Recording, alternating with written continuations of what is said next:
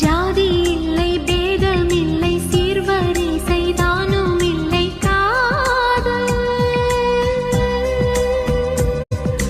ஆதி இல்லை அந்தம் இல்லை ஆதாம் ஏவாள் தப்பும் இல்லை காதல்.